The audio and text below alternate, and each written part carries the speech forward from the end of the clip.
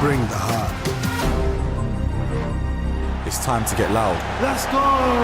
Because this is Betfred Super League. Bring it on.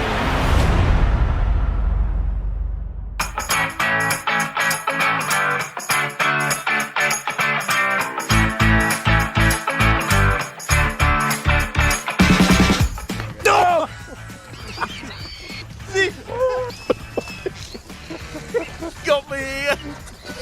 It took a big chunk out of me. Bleeding.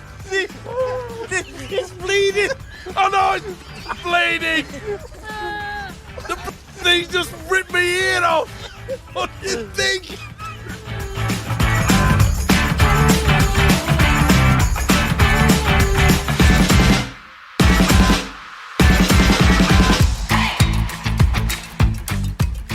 Hello once again and welcome along to another edition of Eddie and Stevo, the podcast, supported as usual by our friends at Betfred. Trust you enjoyed last week's special edition with Alex Walmsley, Kieran Cunningham and James Roby. This week we're back to normal as we link up with Stevo down under in Australia. And talking of getting back to normal, after a week of 36 degrees heatwave here, the heat has certainly been taken out of the weather. Stevo, I venture to suggest that the heat's been taken out of the top and the bottom of Super League as well right now. Well, I'll put it this way. Early this morning, it just touched 6 degrees. It's been the coldest I've ever felt living in Australia since 1973. Oh. It's freezing. Well, it's not freezing, but it's cold. I realise that, and it's been cold for a number of weeks. It's been red hot up here, and as I say, the fact that Wakefield beat Wigan, Toulouse lost to Warrington, that looks like the end of Toulouse, and at the top of the table, St Helens threw 60 points past Hull, and Wigan went down against Wakefield. So League Leaders Shield and relegation now looks like it might be sorted out.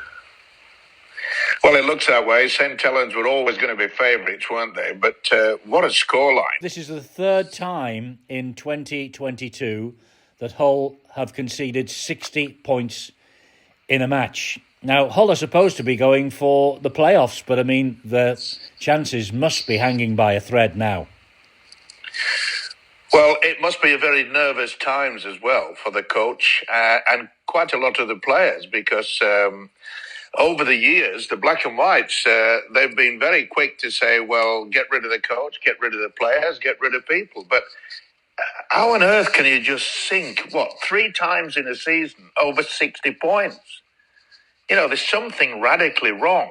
It would appear so, but Hull are, of course, secure in Super League next year. Toulouse, not so. The fact that Wakefield beat Wigan, I mean, that was an incredible result, but Toulouse beaten by Warrington, that means it seems that they will be on their way. I do feel sorry for Toulouse, Stevo, just as I did for Lee last year. 1 season in and then 1 season out. Is it time for some sort of change in the structure that allows a newly promoted side from the Championship at least a year's grace so they can compete at the highest level?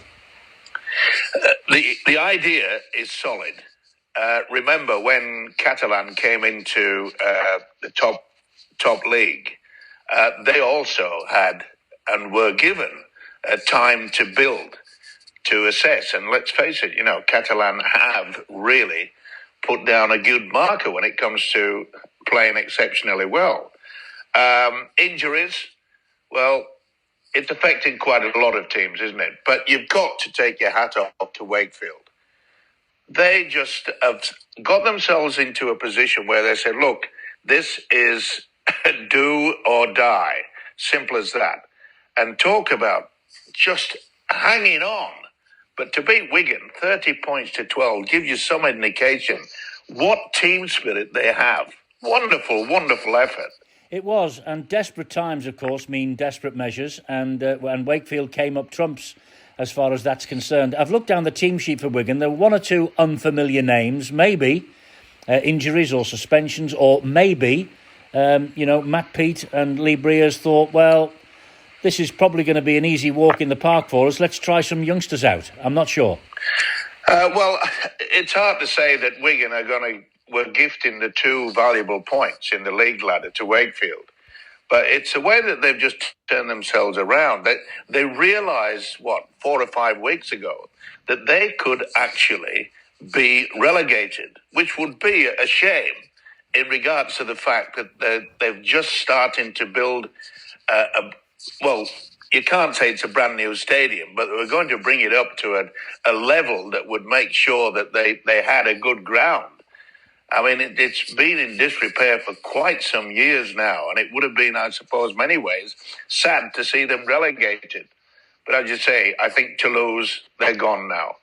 Yeah, it looks that way, doesn't it? And look, I don't want to rain on Championship clubs' ambition in any way, shape or form, but whoever comes up after this year's £1 million game, and at the moment it looks like it might be Lee again, it's simply unfair for them to be expected to come up and compete. They can't invest heavily in star names to keep them up until they know they are up, if you see what I mean.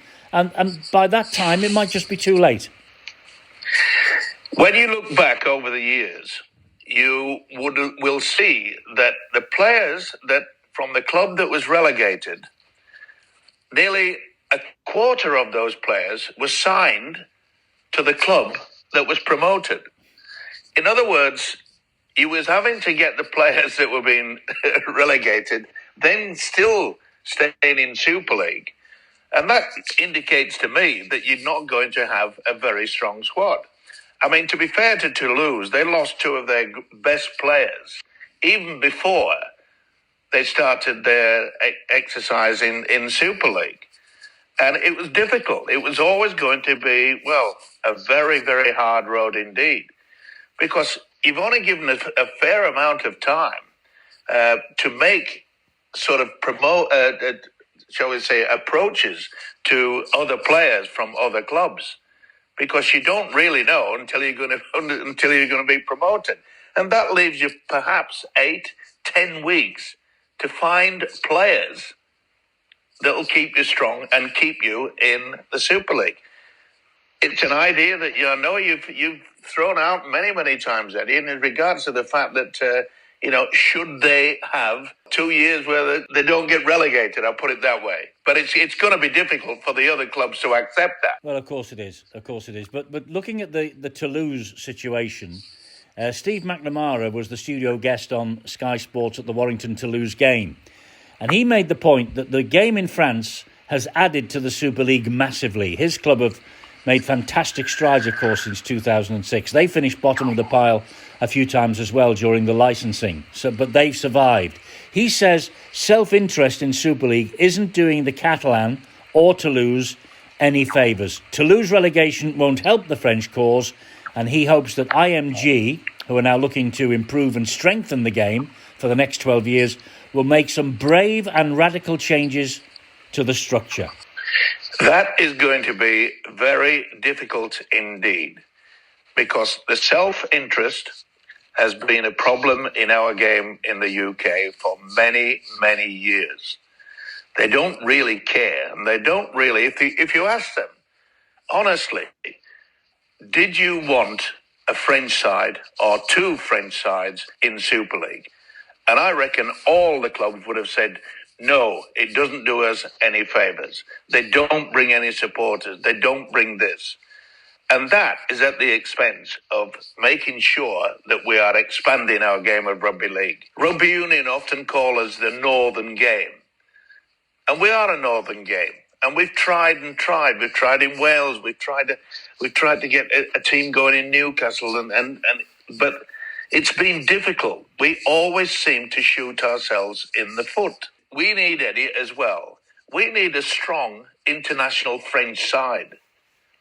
Not only will it be good for rugby league, it'll be good for England as well, because they need stiff opposition. They'll have 2 games before the World Cup starts. That's not enough. We need strong competition. We need a strong international French side. And I think that in this World Cup, they will have a pretty strong side for the first time in many years. And, of course, the next World Cup is going to be held in France in 2025. interestingly enough, the Rugby Football League and the Super League are now working under the same roof at the Manchester City Etihad campus. This was the move that was planned over the past 12 months or so. They've now, both organisations moved in together. They're going to be working out of the same office. That can only be good for the future of the game. And I just wonder whether they think about the international programme, whether they think about the French clubs, whether there might be anything forthcoming. We'll just have to wait and see, I suppose. Listen, the highlight of every player should be to play international rugby league. The highlight of international rugby league is to play in a World Cup. But we have to have strong teams. The development that we've seen with the South Sea Islanders, Samoa, Tonga, Papua New Guinea, they are getting stronger and stronger.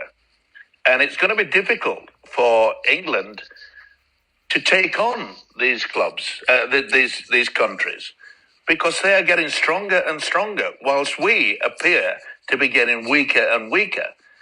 Because we need to have a strong competition where we can play 3 games against France throughout the season, bring back the international flavour. Oh, well, look, the big night for Super League, of course, is beckoning now. 4 games away from the playoffs and then grand final on September the 24th. I think the top 4 is settled. Despite the fact that Huddersfield and Catalan both were beaten at the weekend, I think 1, 2, 3 and 4 settled. 5 and 6 are the big races now, and people are saying Salford, who saw off Huddersfield at the weekend, Salford and the Leeds Rhinos. They're being tipped for 5th and 6th spots. What do you think? I think you're right, Eddie. I've been impressed the way that Leeds have bounced back. Salford, well, you've got to take the hat off for them. I mean, no one gave them any chance, including myself, that they would even make the playoffs. But they have come up with some tremendous rugby league football. Salford are on a roll. 33-16 over Huddersfield. That's not just a scraping in a win. That's fully controlling the game. 33-16. I hate to say it, it's still going to be St Helens and Wigan. Well, we think that. Salford beat St Helens recently, and Wigan, of course, beaten by Wakefield at the weekend. So any team can get up on any given day, and if it's the playoff and it's do or die, who knows? But a lot of people agree with you. Wigan Saints looks like being this year's grand final, but you never know. You never know, Stevo. Well, I suppose I've said it for quite some time now that maybe Castleford, they could be the sneaky team to create an upset. I mean, that was a pretty good win, 18-8 against Catalan. They're playing pretty strong, but once again, especially now, you've had tremendous weather, heat wave over in England. Maybe that's a situation. You add that to a team that's got many injuries. I mean, look at Hull Kingston Rovers. They'll be looking to get a team out next week. They've had to go through the mill, haven't they? So that combination could just upset it. And you are right in regards that, teams like Huddersfield, Catalan, Castleford, that they have the ability, as you say, a one-off game, and you find yourself with a chance to go to Old Trafford. And, of course, Leeds are the same, and they've won it from 5th a couple of times in the past. They're in the playoff races now for the first time this year. Beat Hull Kingston Rovers for the first time there in 4 years. It's 4 wins on a trot now for Leeds under Rowan Smith. You're right, Hull KR picked up yet more injuries. They're in danger of running out of players. But Leeds look like they just could be the bolters in the playoff campaign, don't you think? You'd have to put them certainly include them in the chances from outside the 2 favourites. But anybody with any money and a gambling man, they can't see past St Helens and Wigan. Can you? I know you're not a gambling man. No, you're right. I think, we've been saying that on this podcast from day one this year that it's probably going to be Wigan and Saints. They have the 2 best squads. Can I just take you to that Hull KR Leeds match at the weekend? We saw a penalty, Stevo, given for an incorrect play the ball. Ash Handley, he placed the ball on the ground, hoisted himself up and then played it. They could penalise this all day long, couldn't they? How many times do we see the ball played correctly these days? Seriously. Well, that's going to be a problem when it comes to the World Cup, isn't it? I think so. They play the ball more with the foot down in Australia now. And I'm afraid that we've got back into the old game of just rolling the ball back and making an attempt. Now, I know that the Super League and the NRL, they tried to get something, let's have international sort of standard. But it just goes out the window when it comes to some of these overseas referees.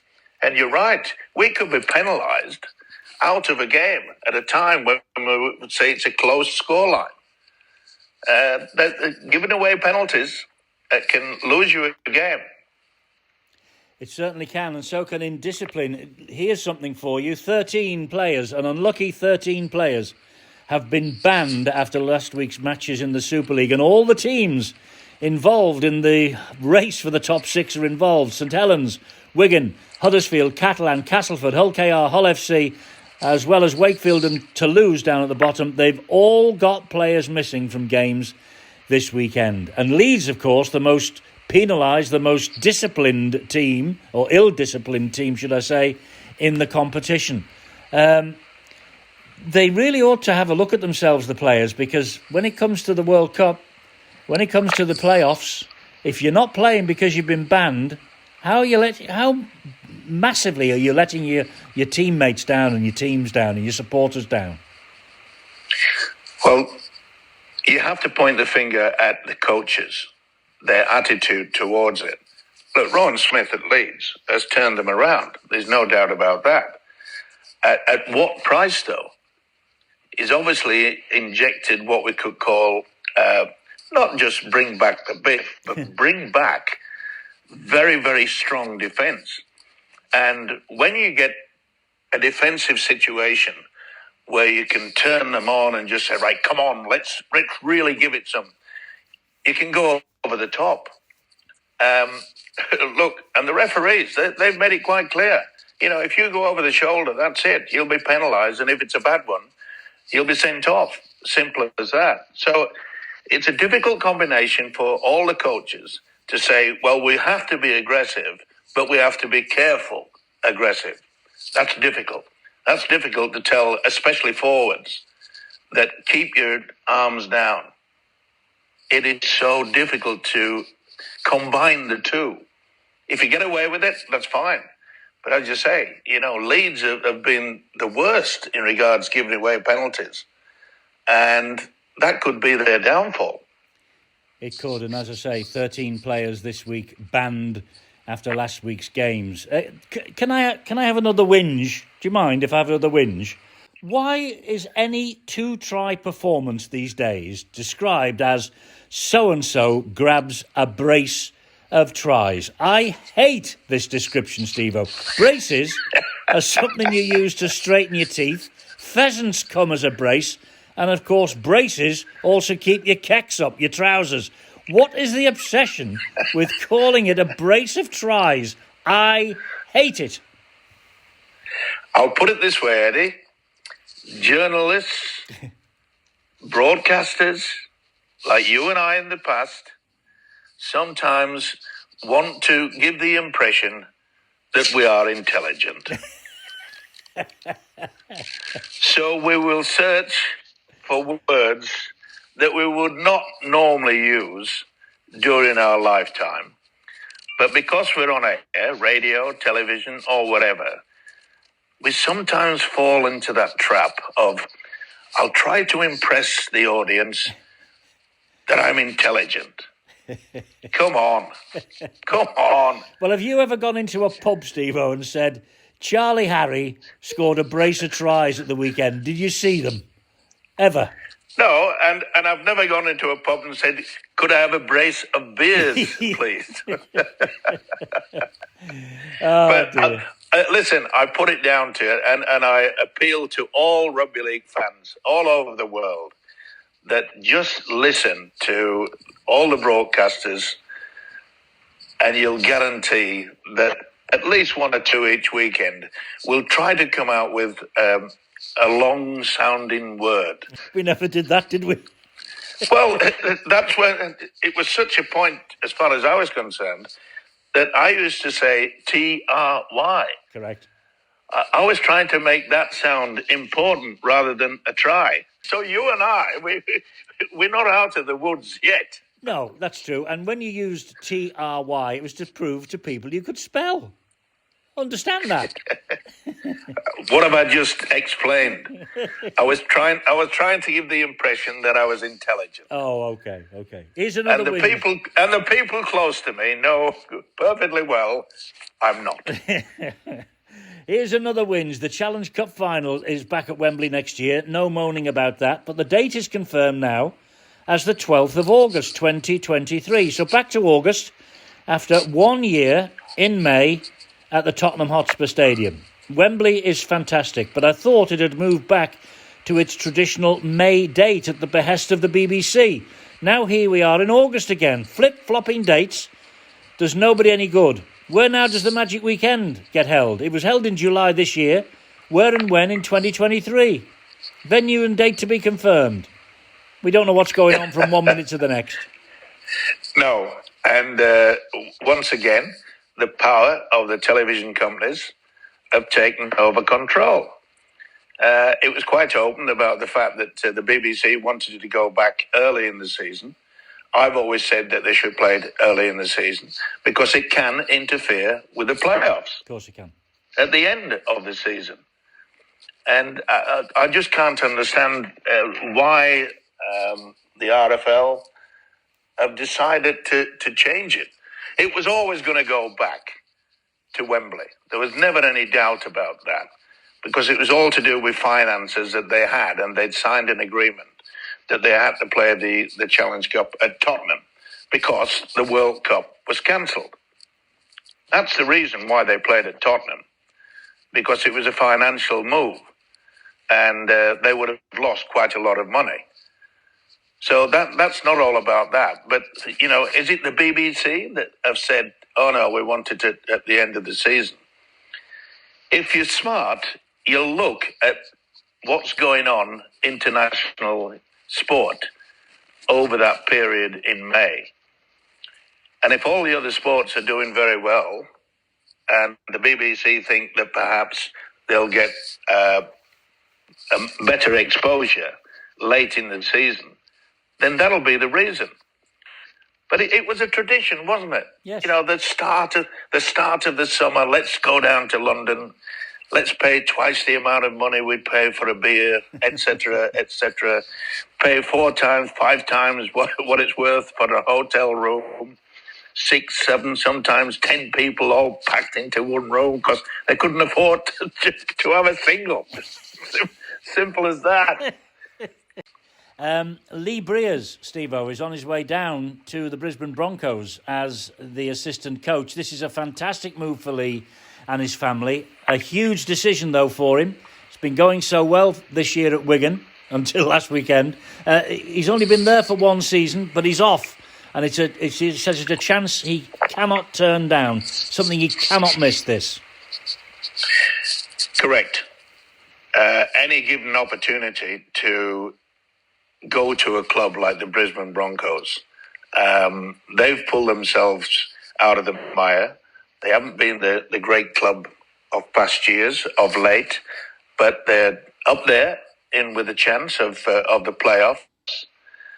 They've purchased well, and I think it's a great move. And it doesn't surprise me that Lee Briers has just said, wow, what a great opportunity. Because he will have got used to such the heat wave that you've had this year in the UK, because it gets quite warm up in Brisbane. It's a great city, wonderful, wonderful place. And I wish him all the best. And it just shows you that if you show any sort of interest in regards to an input into the game, let's face it, since he retired, he's done a great job. And I wish him all the best. Yeah, absolutely. He's a deep thinker of the game, and he watches videos after video after video. And I take my hat off to him. You know, it's a gamble. Obviously, he's going all that way down there, but he's going as an assistant coach. It's a great move for him and his family. You know, they'll have 4 or 5 years down there, hopefully, and then he'll come back as a first team coach back to the Super League. It's wonderful for Lee Briers. I'm so pleased for him. Yeah, so am I. But just take a deep breath, Eddie. You feel pretty confident that after 4 or 5 years down under, he'll come back to England. He may want to stay down in sunny Brisbane. Why not? Well, he might, but, you know, you can take the lad out of St Helens, but you can't take St Helens out of the lad. So he might want to come back to a big job up here one of these days. Richard Agar's coming back down under as well, Stevo. I think he said it was the New Zealand Warriors. He was a guest on the Sky panel for the Hull KR Leeds match. He's a great thinker of the game, wonderful coach, won the Cup last year with the Rhinos. Quizzed closely about his reasons for leaving Leeds this year, believed his team would have come good eventually this year anyway, as some of the injured players return. He gave a very honest assessment from him, and hopefully it's a good move back for Richard as well, back into coaching. Yeah, well, it's not the first time he's been down under. He's had great experience before, and I've had many a discussion with him in regards to where he'd want to finish up. And there was always a slight feeling that he would finish either, well, especially in Australia, because he's been down there several times and knows exactly how the coaching system works down here. And I think it'd be a great move for him. Look, sometimes, you know, a change is as good as a rest. Indeed so, yeah. We wish both Richard and Lee Briers all the very best in the NRL next year. Talking NRL, you're the man with the finger on the pulse. Christian Wolf, is he going? Is he staying? What's going on? What's happening down there? We made it quite clear that Christian Wolf is on his way to Australia. He will be the understudy for Wayne Bennett. We made that clear about 3 or 4 weeks ago. So he's on his way. But it's been a sad week, I'm afraid, in Australia in regards to rugby league, because Paul Green, who was the coach of the Queensland Cowboys, they won the championship in 2015, took his life this week. A total shock to his family and obviously the rugby league world in general. Every game this past weekend, there were a minute's silence for. At 49 years of age, Eddie, it was a total shock, and all we can do is just pass on our condolences to family and friends. But at 49 years of age, Paul Green was a great person, great player, and a great coach. The Penrith assistant coach, Cameron Ciraldo, has just signed a 5-year deal to take over Canterbury Bulldogs for next season. Now, many clubs have chased Ciraldo for many, many years. He's an assistant coach at the Panthers, and everyone in rugby league realises that he is a good coach. And it's taken $800,000 per season for 5 years to take him away from Penrith. A lot of clubs were after him over the past two years, mainly due to perhaps the owner of the Canterbury Bankstown Club, the Bulldogs, is a man called Arthur Laundy, who is a pub baron, and evidently is worth over $500 to $600 million. And as we keep saying, Eddie, if there's one way to attract someone to come away from one club to another, it's called money. You can't blame him for taking it. But the media have they've jumped on the wagon and said, wow, a 5-year deal. It's the longest ever deal for a reserve grade coach down under. Wow. And how much do you say? $800,000 a year? 800,000 Australian dollars per season. Blimey. Is it any wonder Lee Briers and Richard Agar are on the plane at the end of the year. The attraction is very, very strong. Very, very strong indeed. And so is the attraction of listening to you every week on this podcast, old boy. I must leave with something that's really, really nice. That in eastern suburbs, right, they have the Sydney Roosters have hit form. They beat North Queensland 32-18 over the weekend, and they have a winger there called Joseph Sawali. He scored a hat-trick over North Queensland. Now, the media have been pushing this youngster for selection for Australia for the World Cup.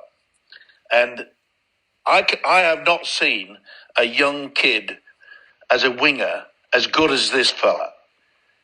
It's not beyond, well, imagination to think that a young lad with so much inexperience, but he's the goods. He really is a great player. And as I said, the media say surely he's got to be picked for Australia for the World Cup. But if they do not select him, guess what? He can play for Samoa. And this kid will be a superstar when it comes to the World Cup, whether he plays for Australia or Samoa. He's sensational. Listen, great to talk to you again, and we'll speak again same time next week. Ta-ta. Take care, top man.